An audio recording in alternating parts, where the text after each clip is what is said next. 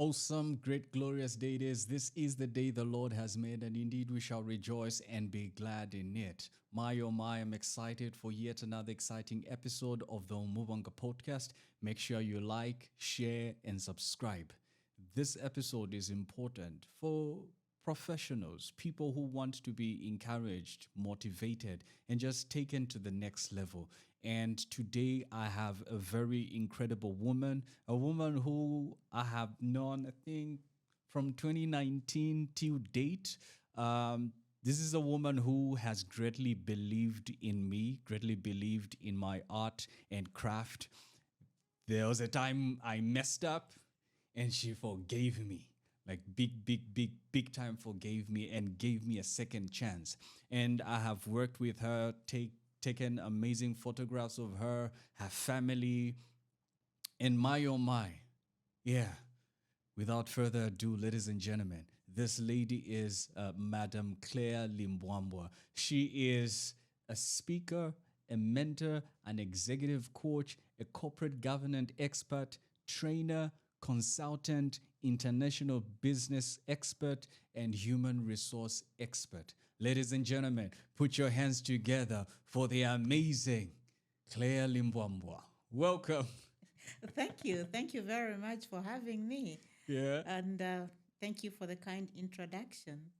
Yeah, well, look, all thanks to Auntie Penny because she's the one who introduced me to you.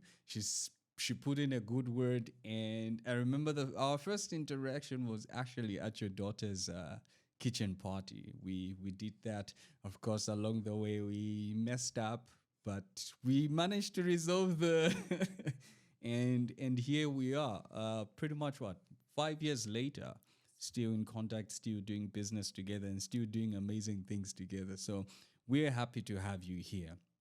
And my oh my, when we were talking, preparing for this episode, I asked you to just send me like a brief bio, and what I got was like what 3 pages, 5 pages, like of content.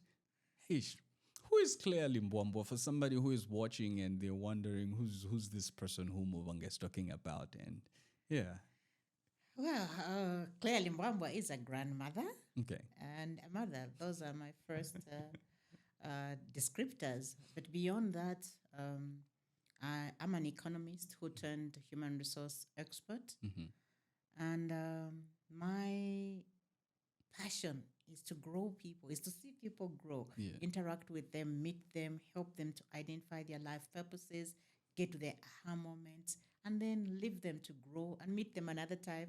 And they're sharing these amazing stories about the growth that has happened in their lives. yeah, That I think gives me a kick, gives me a reason to wake up the next day and be able to get back to my office and do the next thing for somebody. I'm a relationship kind of person. okay, As you have said, I believe in second, third, sometimes fourth chances. Sometimes it burns me, but yeah, hey, that's life. What do we do? But yeah, in brief, that's who I am. I currently run a consultancy firm, yeah, Credo Corporate Solutions. hmm We deal with CEOs and boards of directors and align the relationships. You see, relationships, yeah, to ensure that the business results are consistently being made. okay, I'm also in business in other areas, in mining and mineral explorations, and in agriculture. I have two children. My daughter is a lawyer. My son is an engineer. awesome, awesome. Glad to hear that. Thank you. Um, Look, when I was going through your bio, you've served on different boards. You were board chairperson for Zamtel. You've worked on these different organizations. You were once at Zesco. You've done all this work. I want to go back. Where does Claire come from? Like childhood, because look, most of the times when we want to get close to certain people, we want to hear of their glory days and not understand where they're coming from. I know you hail from a village and now you're in Lusaka, so take us back. Where does Claire come from? I come from a district called Kaumbe. That's where I was born. almost 60 years ago. Grew up there. But I went to school in Lukulu because my dad's younger brother and the wife were teachers, and they took me up to be with them. Yeah. But before that happened, excuse me, my parents divorced when I was 4 years old. Okay. And I had to remain with my dad. My sister went with my mom. And when I was about 6 years old, in the village, we went to the river to bath, So this afternoon, I went to the river to bath. On my way from there were 4 other villages in between. Found my friends were playing, and I joined them. Yeah. And before long, it was dusk and it was getting dark, and I ran to our village.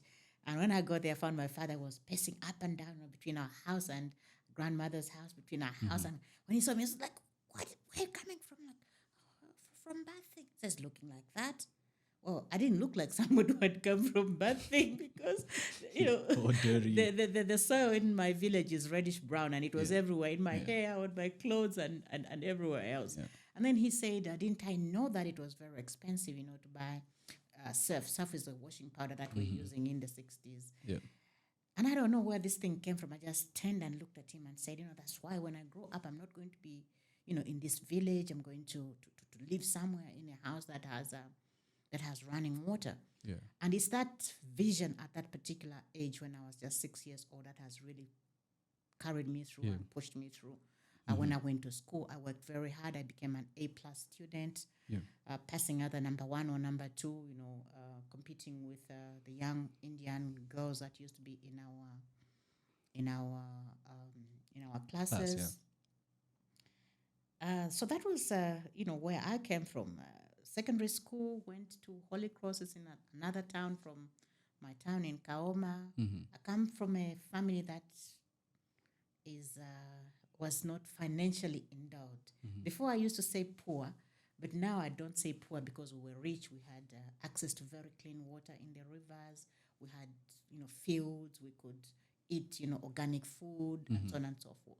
So we just had financial challenges in my family. So going to secondary school was a challenge because we couldn't even make enough money to buy the school requirements. So whatever it was required, we bought maybe half or 40%. So I didn't have enough books. I didn't have, if they needed 2 or 3 pairs of shoes, I only had 1 pair of shoes and some tropicals, that was like it. I used to use, one notebook, from the left, it's mathematics, and from the right-hand side, it's geography or something, because I didn't have enough notebooks to write notes.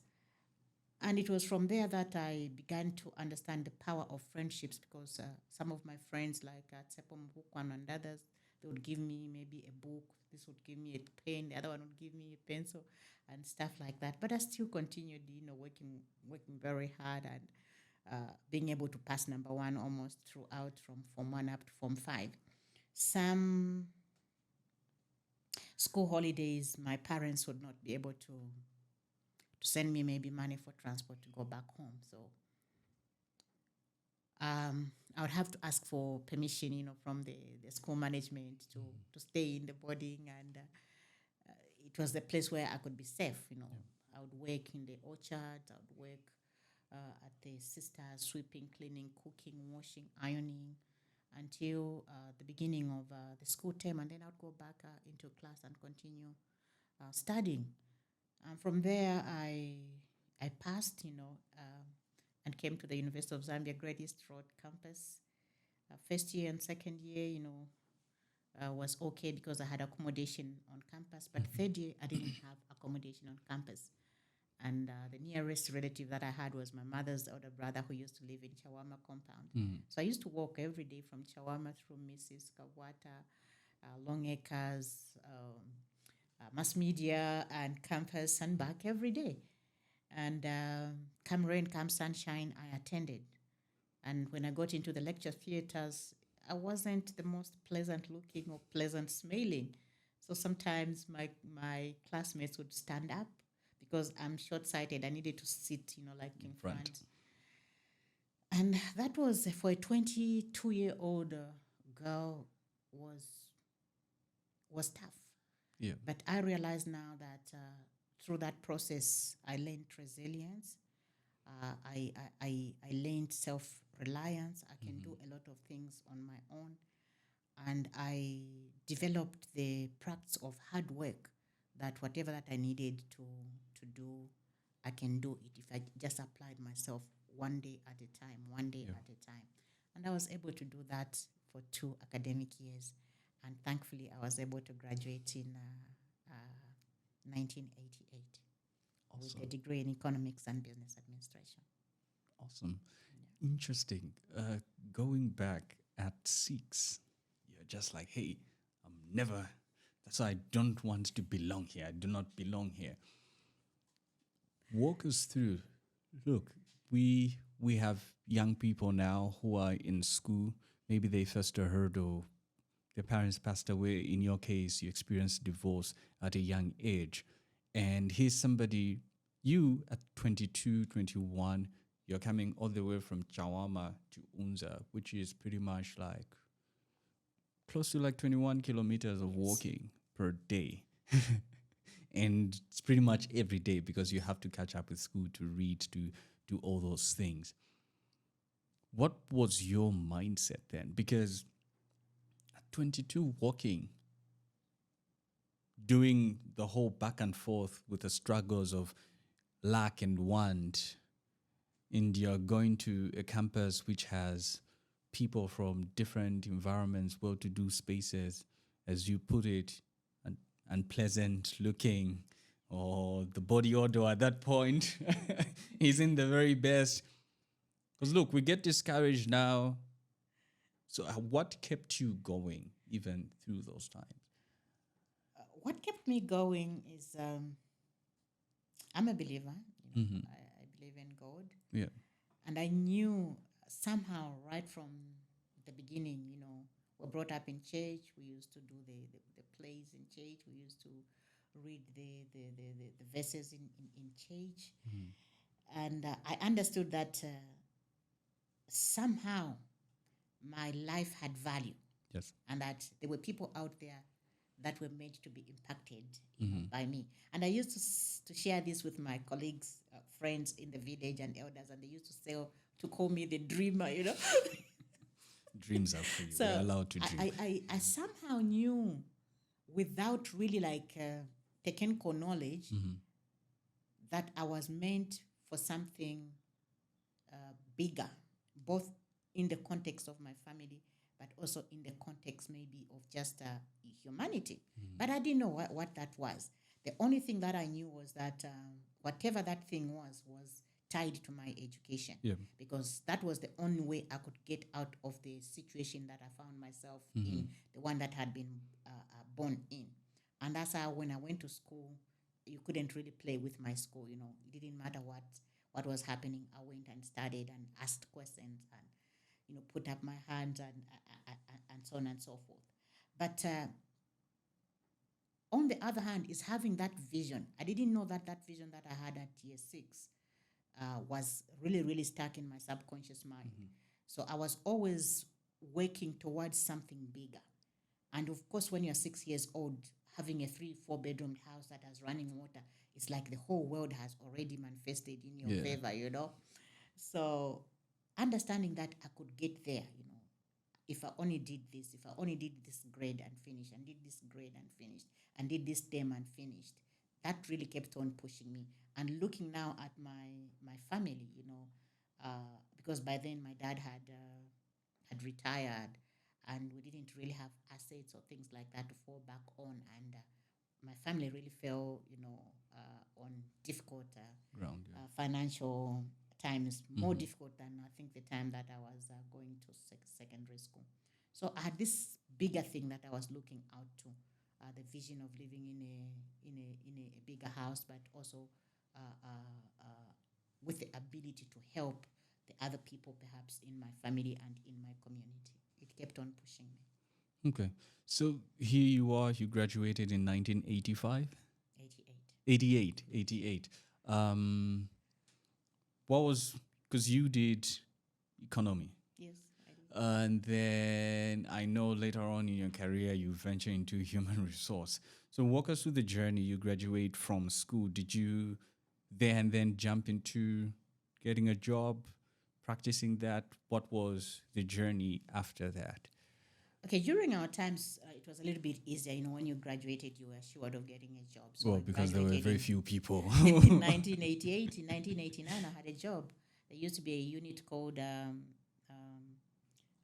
Price and Incomes Commission. It was a commission under Ministry of Finance, working closely with the Statistics Office. We used to do research, and then feed into the Statistics Office for policy impacts on the different sectors of the economy. Yeah. So I was an agriculture economist, and I did a lot of research. Southern Province, Central Province, parts of Western Province. Then after that, in 90, I applied and got a scholarship to go for my master's, and I went to Holland, and I did a master's in development studies. And because of where I was coming from, where we're doing research, I did agriculture and road development planning. And then when I came back, before I came back in 1991, there were elections here. We went multi-party. And by the time I was coming back, the place that I used to work for was no longer there. So I had a master's degree, but I didn't have a job, and I was back to looking for a job. But I found that they had established a unit called Zambia Privatization Agency, and I went there to work. From the word go, we had a values clash. My personal values and the values of the organization really clashed. I struggled to get to work, and I didn't last. I was only there for 9 months. Okay. So I left. I applied for a job on the Copper Belt in the cooperative movements, ZCF agribusiness division. I was branch manager based in Ndola. I was running Copper Belt, Luapula, Northwestern provinces from there. I ran that for until 1996. When I came back to Lusaka, I'd seen an opening for an environmental scientist.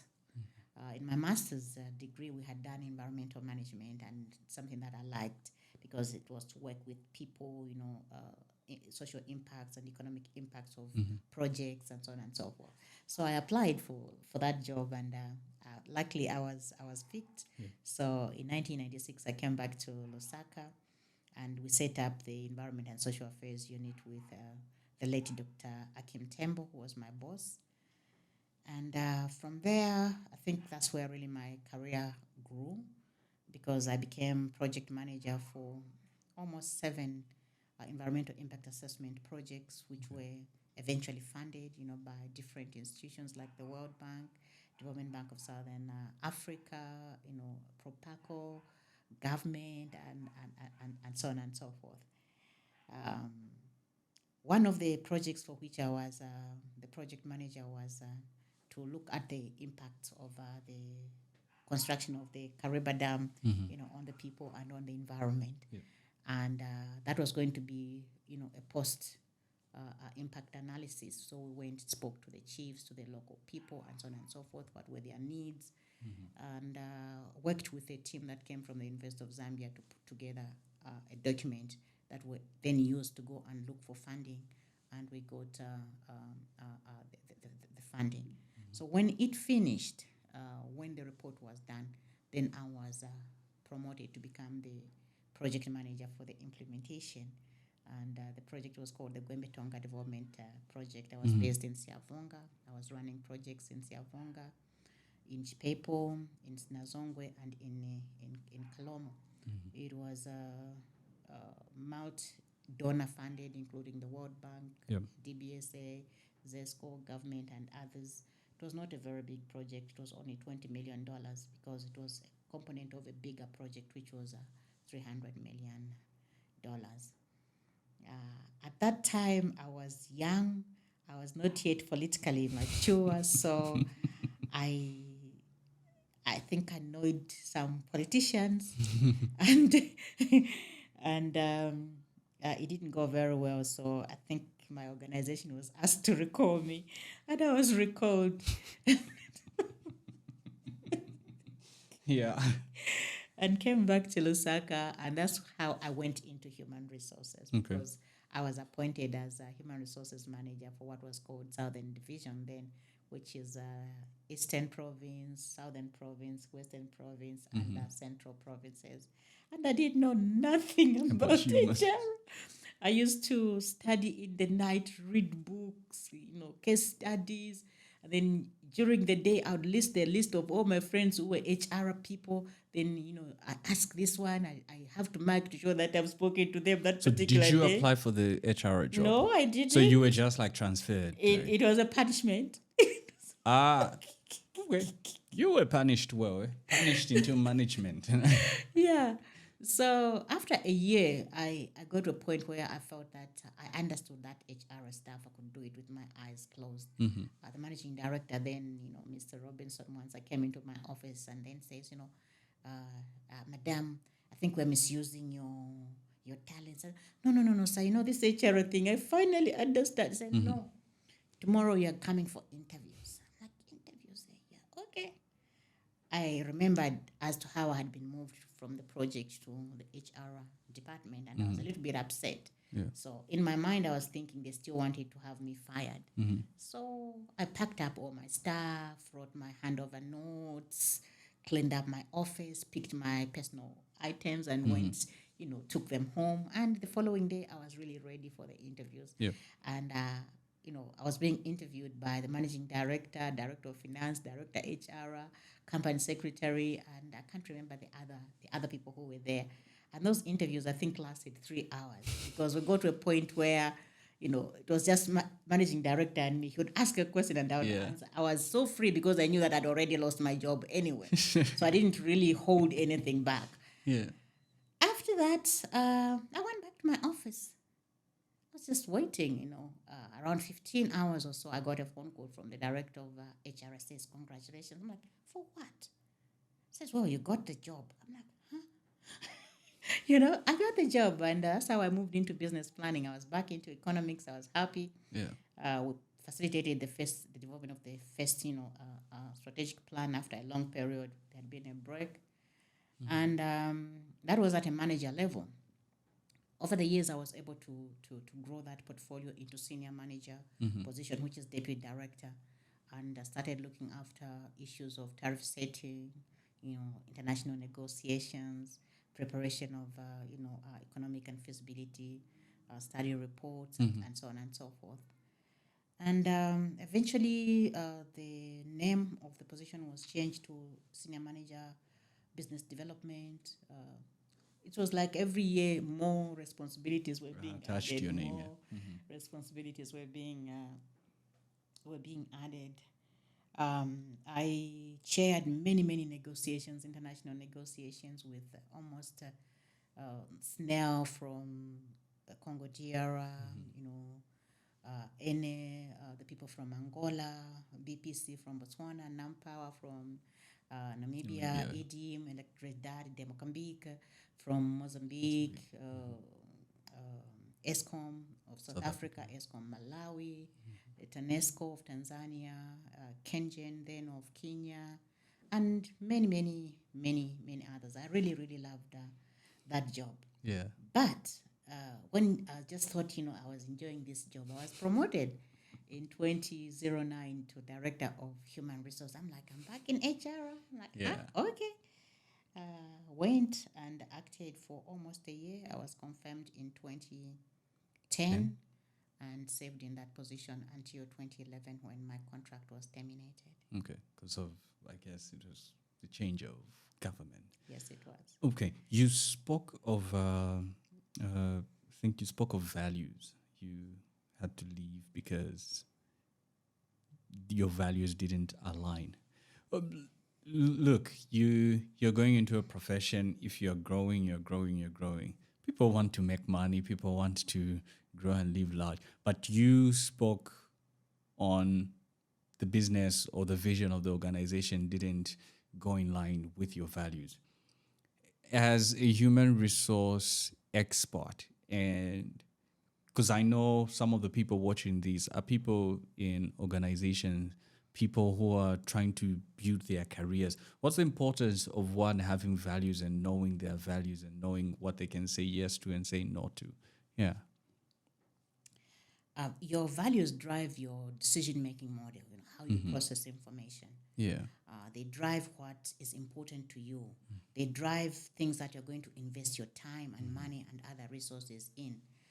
And they, to a greater extent, can determine the degree of happiness that you can experience as a person. Every day that I went to that job, I was conflicted. Yeah, a person who's conflicted at the values level cannot give you high performance. And I began to see my performance actually declining. And I, as a person, I don't like earning money that I have not worked for. And that's how I was beginning to feel. As an economist, I do believe in the concept of privatization, but I think the way that we implemented it, the social impact, we didn't put adequate budgets to it. That would have reduced greatly the amount of pain and disruption that the employees in some of those organizations suffered. Otherwise, it was a good program. It brought us private sector participation in the economy and so on and so forth. But it was the people part of the program that was not implemented well. And my thesis for my master's, was the labor effects of agricultural labor. And those were actually the same issues that I was making the recommendations against, and now here I was living exactly that kind of story. I think I was still young. I think I was 24 that time.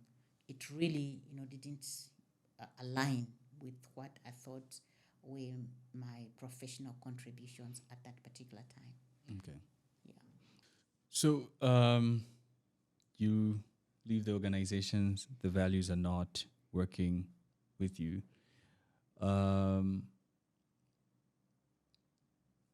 You grow, your contract is terminated 2011. What happens next for you? Oh, well, first of all, I was only, I think, 46 years old. I was not yet ready for retirement. Because retirement at that time was what, 55, 65? 55. Yeah. I was enjoying my job, and I thought I was contributing. I had not done anything wrong.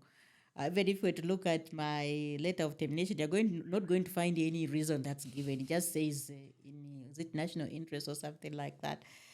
So the first few months, I was a little bit in the woods, really not knowing what to do. But the thing that surprised me is that for 12 months from the day that I got my letter, I received almost 13 consulting assignments. 80% of those assignments are never applied for.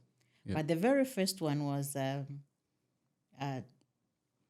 from government, education, I think, ministry, the establishment of the universities, in Zambia, as part of a greater team. It was a national task force. Yeah. So I went to the PS. I said, PS, you fired me. You said I wasn't a good person. Now I've received this letter. PS says, Miss Limbwambwa, just go and work for your country. Yeah. So that's the patriotism. that's the mentality that I went into that assignment with. And I just decided that I was going to love, my company, Zesco. I went for international meetings. If I didn't find people who were there speaking about the energy sector, I spoke on behalf of our country.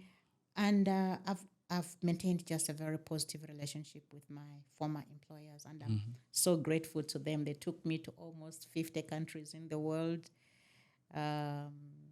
trained me, gave me the skills that I'm currently using as a business person, running my different businesses. I'm really, really grateful. It's just that I wasn't ready for retirement. So you're in the woods. Of course, you have the consulting jobs. So did it just end up you just doing the same consulting jobs, or you went into the journey of entrepreneurship? What? Oh, yes. By the way, my first company flopped. So I said, Yeah. okay, I've done this thing, set up this company, and it just flopped. The reason it flopped is that I didn't know sales and marketing. When you're going into this big organization, there's somebody who's doing sales and marketing there, somebody else is doing invoicing and this and that. I didn't know those things. I knew how to deliver, when I'm consulting for you, I knew, but how to bring in customers. Yeah, it was the hardest So part. that business failed. So to train a little bit more, I partnered with a friend of mine, Mrs. Mwansa Sylvia, and we worked together for almost almost 7 years, Okay. because she's a big, marketing and sales Oh yeah, I expert. remember your office at some Yes, point. Yeah. Okay. yeah. Beyond that, we grew. We started liking different things, and we agreed to go our separate ways. Awesome. She's also successfully running her own consulting firm, and I'm running Credo and Claire Speaks. Awesome. Yeah. Then beyond that, I do mining and mineral explorations. Yeah. We've been doing that since 2014. We've been able to bring in almost $10 million of work during a very, very difficult time period when others were closing and were not progressing. You know that for a long time in this country, a lot of people used mining, explorations tenements as for sale. Yeah. You get it, you sell it for $200,000 or this or that. But we went in and did the actual work. We did the prospecting, we did the explorations, and God willing, maybe next year or the other year, we should be able to go to bankable feasibility study stage, and then begin the process of mine development. Oh, awesome. So speaking of which, you set up Credo and then Claire Speaks. Yes. So what does Credo do? What does Claire Speaks do? So Claire Speaks is my personal brand. Okay. It's a play on my name, which is Claire, but it's just Claire Speaks is with a K. Yeah. And the K stands for my middle name, which is Kashukwe. Okay. L is Limbwambwa, and then the air is from the Claire. So Yeah. that's how we played it up. Oh, awesome. It's where I do personal one-on-one coaching, and sometimes, where I do my corporate social responsibility works. I speak to young people in churches. I speak to the sisters at the Sisters Union, and sometimes at other denominations. We do coaching. We do career coaching. We do entrepreneurship coaching. We coach in various leadership attributes. Those that would like to grow in their career, those that would like to grow in their their entrepreneurship journey. We do startups, and then we do those that are scaling to the next level. I remember 2022, we coached one young CEO for a law firm, and enabled him to grow his firm from a revenue of 1.8 million to 5.6 million in 9 months through our 12 weeks coaching program.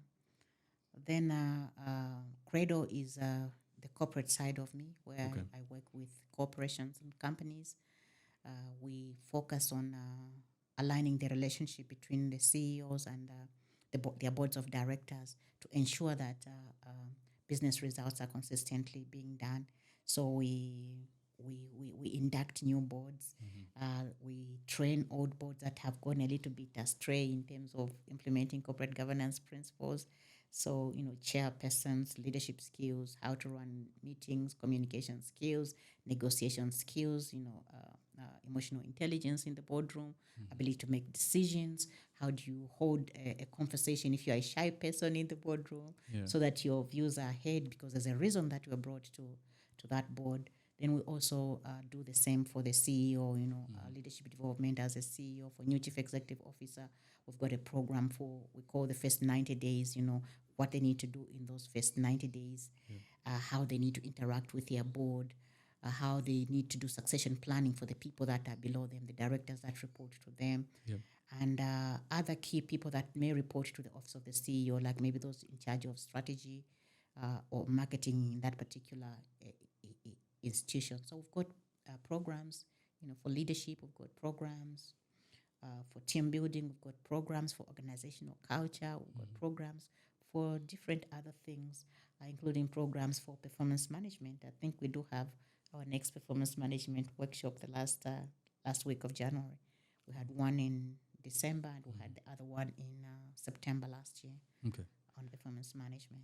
Yes. Okay. So what's one thing your business did that you didn't expect? Uh, when I started, I didn't think I was going to work with government. Yeah. But I found out that they are the largest employer in the country, and that I needed to establish relationships with them. Because I was still hurting from that previous trauma. I was a little bit scared, but I found that it's just to understand how their systems work. They require a lot more nurturing and relationship building. So you're looking at 3 to 4 months, maybe before that business materializes. Whereas when I'm dealing with the private sector, I can go into a private sector company today. Next week I'm either doing a consultancy or I'm training or whatever. Government and government agencies, they are a different pot altogether. Okay. Yes. Interesting. So what's something you would tell someone who's in your career? You're an economist and a human resource expert. What's something you would tell for them to keep it going and progress in? Because one thing we are learning from you is resilience and fight. If you're put down, fight to still make it and be the best. The first thing is you've got to understand yourself. What are your strengths and what are your weaknesses? Which areas do you want to develop in and go and grow in? Yeah. And then sometimes understand that in order for you to go forward, you've got to go backwards. For instance, when I was appointed as project manager for Kaumbe Development Project, I was appointed 3 grades below the grade of the job. Yeah. I had all the rights to go and fight. Why have they given me a lower grade and so on and so forth? But I saw a greater opportunity in terms of operating with institutions like the World Bank, institutions China Exim and so on and so forth. And that international exposure kept me going. And the commitment that I made to myself was that I'm going to work extremely hard and deliver extremely high quality. So know yourself. When you're given an opportunity, deliver high quality. Then third, nurture relationships. Yeah. Why do I say nurture relationships? I do remember one time we had gone for negotiations with this big institution in Washington, D.C., and we're not agreeing with private sector organization that we're negotiating with, and we're on the verge of breaking the negotiations, and we're on the verge of leaving. Suddenly, I saw the room where we're negotiating from was dark, with security people. And after a while, I heard somebody laugh. When I turned, I saw this gentleman. It was a person who used to work here in Zambia. And he said, when they told me that there was a lady with a team from Zambia who has said XYZ, I knew it was you. People must know you for something. You've got to brand yourself, brand your intelligence, brand your expertise so that people can say, this, it's Umubanga, this, no, it's just a copycat. Yeah. So understand yourself, your strengths and your weaknesses. Have a development journey. Know where you're going, so that when there are smaller obstacles, you can ignore them and you focus on the big things because you know where it's leading you, and that ties into the issue of having a vision. There's a saying from what you said that on your way to your destination, there are side attractions, and immediately you fall for them, they become distractions. You won't reach. So, yeah, You won't reach. Awesome. Yes. Okay. What is the common myth about your job or your expertise? Like, what's one thing where they're like, because I know now you gravitate more towards the human resource aspect because yeah. I think the common myth about HR is that we don't know anything. That you're blank. You're just like the guys who just hire and fire in the Yes. organization. A lot of people just think we write speeches and speak them at the funerals and we arrange beautiful parties and things like that. No, we do have actually a strategic component of our role. There's no strategic plan of any organization that can be implemented fully without the involvement of the HR people. The only weakness that I've seen is that a lot of organizations do not bring the HR people to this table when they are discussing strategic issues. Yeah. And then the HR people have to play catch up. And when I'm coaching them, when I'm training them, I always tell them, you've got to go and claim your space at the table. Because when they're discussing strategy, that's the time for you to be able to begin to plan the manpower development, who to train in what area, who to go and coach and poach from the other company, who to put on certain, assignments, because that's how we develop the succession plans. Who is going to take over from the managing director, who's going to take over from the director of finance, who's going to take over from the company secretary, and so on and so forth. I know you've served on different boards, and you're a fellow of the Institute of Directors and a fellow of the Human Resource Management Organization. We have a lot of entrepreneurs, like the president has spoken on people starting businesses, on venturing into many, many things. What's the importance of having accountability partners? I know because a board is pretty much a system or something placed to hold the people in management accountable. So for entrepreneurs, I know most of them get scared to say, no, I can't have a board. It's expensive to run or have. What's your advice to? Well, it depends on where you'd like your organization to go. Do you want it to remain a small solopreneur kind of establishment? Do you want it to grow big and become to have branches in Durban or in Paris or wherever? Whatever future that you foresee for your business is going to determine the sort of corporate governance structures that you're going to put in place. But for us, for instance, in my other company, the mining company, we participated in 2019 in there's a competition for small mining organization that normally happens at the mining endeavor in Cape Town. It was a different kind of game then. When I went back in 2019 and 2020, and then skipped 2020, 2021, and then I went back 2022.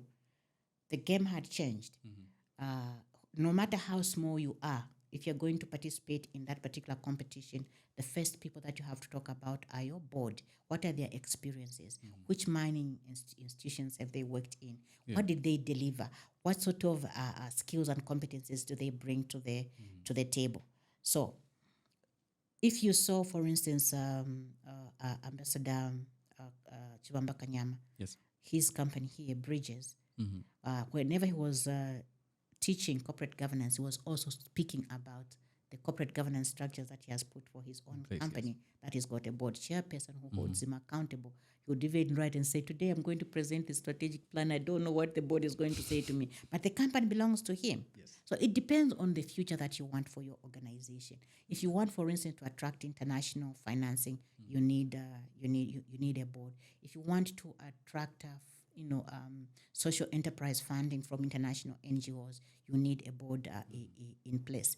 But it's not all the time that you may need to have a fully fledged board. You can have an advisory board. An advisory board, like the word is to advise you, and then gives you just the facts and figures and stuff and implications and impact of certain decisions, so that you have a platform for making decisions that's based on greater experience and exposure of people that have either walked through that journey or know what is going to happen because they've heard or read or whatever of somebody else.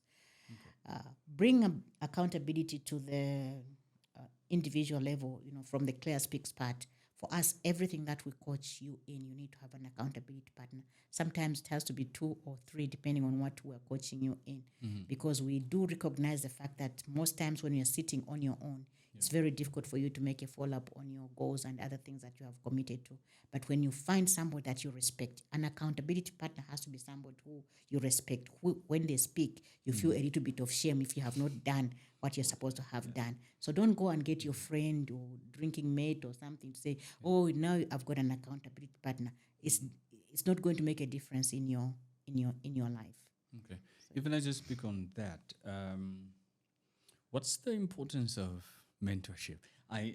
Speaking to this, I know you've worked with Coach Steady, who has pretty much panel beated you in some ways in managing your brands. What's the importance of It's mentorship? extremely important. Who is a mentor? A mentor is somebody who has gone through what you'd like to go through, who has achieved something that you have yet to achieve. When I started working with Coach Steady, he's a younger man than me,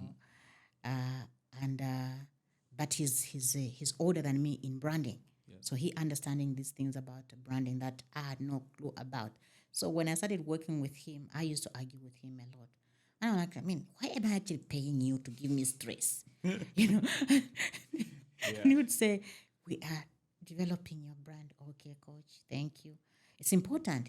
Mentorship is important as long as you are willing to humble yourself to follow the advice that you're going to get, but also take the advice and contextualize it to where you are, because maybe at the time the other person was going through their journey, the conditions were slightly different. So having that ability to take those lessons and personalize them to yourself or to your business situation or to your brand situation in the case that I have. And I really, really thank Coach Steady for having stuck with me, because I'm a very, very difficult client.